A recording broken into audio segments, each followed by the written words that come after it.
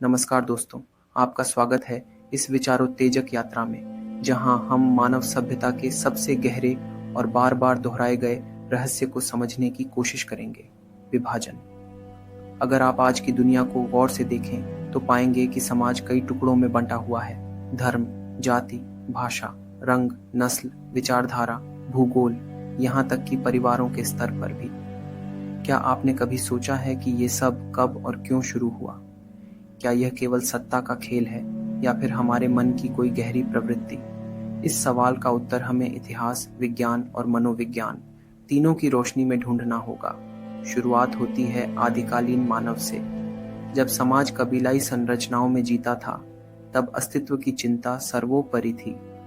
हम बनाम वे की सोच ने जन्म लिया। जो भी अपने कबीले का नहीं, वह शत्रु था। यही सोच आज के समाज में भी दिखती है, लेकिन अब ये कबीले धर्म, जाति, भाषा या विचारधारा के रूप में सामने आते हैं। मनोवैज्ञानिक रूप से यह प्रवृत्ति इन ग्रुप बायस कहलाती है, यानी हम अपने समूह को श्रेष्ठ मानते हैं और दूसरों को संदेह की नज़र से देखते हैं। यह बायस हमें सामाजिक सुरक्षा का झूठा एहसास देता है, लेकिन असल में यह सामाजिक ताने बाने को खोखला करता है।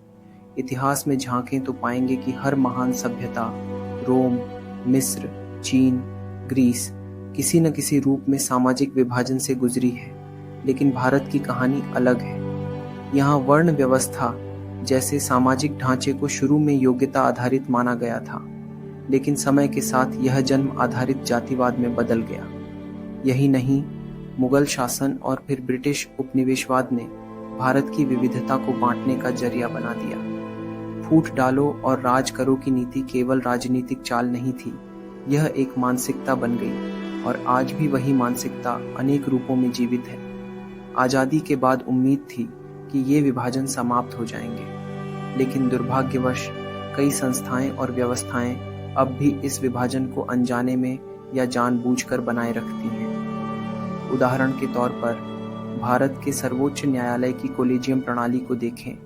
अक्सर आरोप लगते हैं कि यह प्रणाली एक सीमित समूह के हित में काम करती है और कुछ खास समुदायों को न्यायपालिका में प्रतिनिधित्व नहीं मिलता। इससे समाज के कुछ वर्गों में हाशिए पर रखे जाने की भावना और गहरी हो जाती है। इसी तरह मुर्शिदाबाद, पश्चिम बंगाल में हुई सांप्रदायिक हिंसा की घटना को लें। यह महज दो समूहों के बीच का संघर्ष नहीं था, बल्कि यह उस गहरी दरार का प्रतीक है जो समाज में लगातार बढ़ रही है।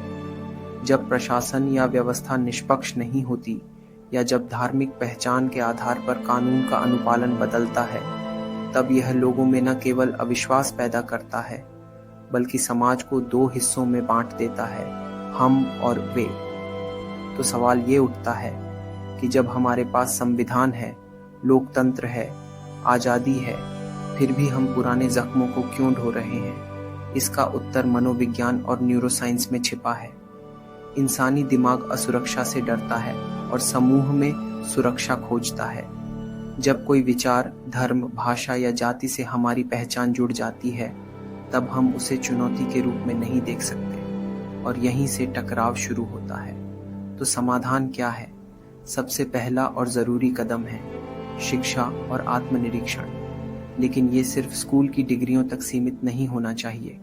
इसका मतलब है अपने इतिहास को सिर्फ याद करने के लिए नहीं, बल्कि समझने के लिए पढ़ना। जैसे कि हम ये जानें कि आज जो सामाजिक भेदभाव है वह कैसे शुरू हुआ, किन किन घटनाओं ने इसे बढ़ावा दिया। उदाहरण के लिए, अगर कोई बच्चा सिर्फ ये पढ़े कि जातिवाद बुरा है, तो वह शायद इसे गंभीरता से न ले। लेकिन अगर उसे बताया जाए कि कैसे एक छोटी सी जाति के बच्चे को स्कूल में बैठने नहीं दिया गया या कैसे एक महिला को पानी भरने से रोका गया, तो वह इस पीड़ा को महसूस कर सकेगा। ऐसे ही आत्मनिरीक्षण का मतलब है खुद से सवाल पूछना, जैसे क्या मेरे भीतर भी कोई ऐसा पूर्वाग्रह है जो मुझे दूसरों से अलग महसूस कराता है। दूसरा अहम कदम है संस्थाओं का पुनर्निर्माण। इसका मतलब ये नहीं कि हम पुरानी संस्थाओं को खत्म कर दें, बल्कि ये कि हम उन्हें और बेहतर, अधिक न्याय संगत और विविध बनाएं। उदाहरण के तौर पर सुप्रीम कोर्ट की कोलेजियम प्रणाली को लें। कई बार ये आरोप लगे हैं कि इसमें पारदर्शिता की कमी है और कुछ विशेष समुदायों को लगातार अनदेखा किया जाता है। अगर न्याय जैसी संस्था में ही सबकी भागीदारी न हो तो भरोसे की नींव कैसे बनेगी? इसी तरह मीडिया अगर हर न्यूज़ चैनल एक ही विचारधारा को प्रचारित करे और ज़मीन से उठने वाली आवाज़ों को दबा दे तो समाज में संतुलन कैसे आएगा? तीसरा और बहुत ज़रूरी कदम है स्थानीय स्तर पर संवाद और सामाजिक जुड़ाव को बढ़ावा देना। मतलब ये कि हम अपने आसपास के लोगों से बात करें, उन्हें जानें, समझें और सिर्फ उनकी जाति या धर्म से उनकी पहचान न जोड़ें। उदाहरण के लिए, अगर किसी मोहल्ले में हिंदू और मुस्लिम समुदाय साथ बैठकर त्योहार मनाते हैं, बच्चों को साथ पढ़ाते हैं, तो वहाँ आपसी विश्वास मजबूत होता है। लेकिन अगर उनके बीच बातचीत ही न हो तो अफवाहें, गलतफहमियां और नफरत जगह बना लेती हैं, जैसे कि मुर्शिदाबाद की घटना में हुआ, जहां अफवाहों और सांप्रदायिक तनाव ने हिंसा को जन्म दिया। इन तीनों कदमों, शिक्षा, संस्थागत सुधार और सामाजिक संवाद को साथ लेकर ही हम एक समावेशी और न्यायपूर्ण समाज की ओर बढ़ सकते हैं, जहां विभाजन नहीं बल्कि समझदारी और सह अस्तित्व को प्राथमिकता दी जाए। ये एक धीमी प्रक्रिया है, लेकिन हर महान राष्ट्र ने इसी प्रक्रिया से गुजरकर एकजुटता प्राप्त की है। और भारत, जिसकी आत्मा विविधता में एकता है, वह अगर इस गहराई से विभाजन को समझ सके तो न केवल वह इन खतरों से उबर सकता है, बल्कि एक नई दिशा में दुनिया का नेतृत्व भी कर सकता है। दोस्तों, ये दुनिया जैसी है वैसी ही बनी नहीं थी, इसे हमने ऐसा बनाया है, और अगर हमने इसे तोड़ा है तो हम ही इसे जोड़ भी सकते हैं। बदलाव की शुरुआत हमेशा छोटे विचारों से होती है, एक सवाल, एक समझ और फिर एक कदम। अगर आज आपने इस वीडियो से कुछ सीखा है, कुछ नया सोचा है, तो यही पहला कदम है। हमारा उद्देश्य केवल सच्चाई को उजागर करना नहीं है, बल्कि समाज में एक सकारात्मक संवाद की शुरुआत करना है।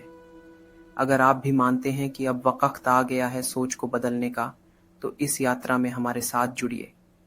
वीडियो को लाइक करें, अपने विचार कमेंट में साझा करें और इस चैनल को सब्सक्राइब करें ताकि हम मिलकर और भी ऐसे ज़रूरी मुद्दों पर बात कर सकें। आपका एक समर्थन, एक शेयर किसी की सोच बदल सकता है। धन्यवाद, और फिर मिलते हैं एक नई विचार यात्रा के साथ।